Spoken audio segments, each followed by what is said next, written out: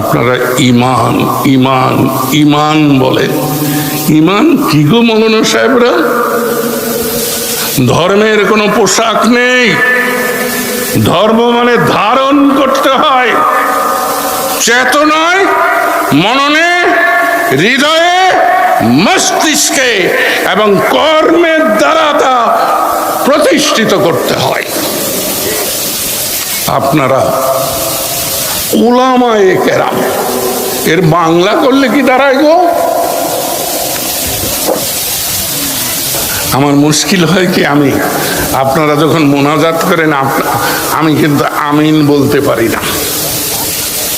আমি কিন্তু কোনো আলেমের মোনাজাতে আমিন বলি না,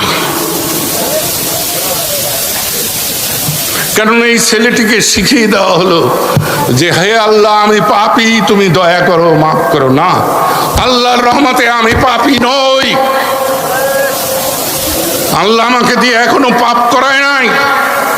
কোন নারীর ইজ্জত নষ্ট করেছি এই অভিযোগ ৮৬ বছর বয়সেও কেউ দিতে পারে নাই।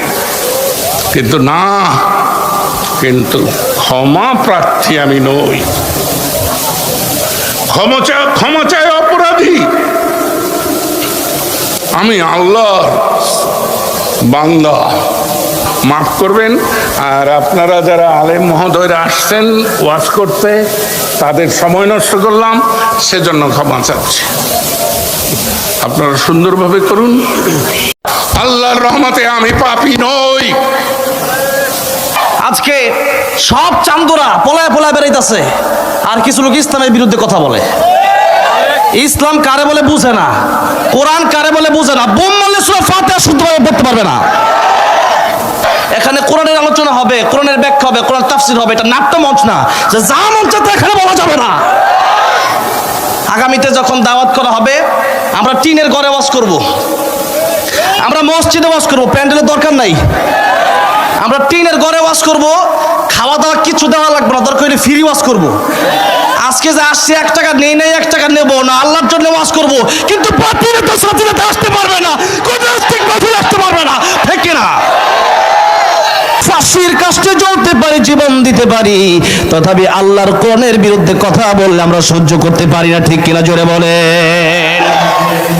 এই জন্য যেখানে সেখানে বসে ইসলামের বিরুদ্ধে কথা বলবেন না। বয়স হইলে বেশি বেশি মনে করেন আপনি শিক্ষিত হয়ে গেছেন। বয়স হয়েছে ঠিক, কিন্তু কোরআন হাদিসের জ্ঞান নাই, সে মূর্খের বাচ্চা, মূর্খ, ঠিক কিনা? জোরে বলেন।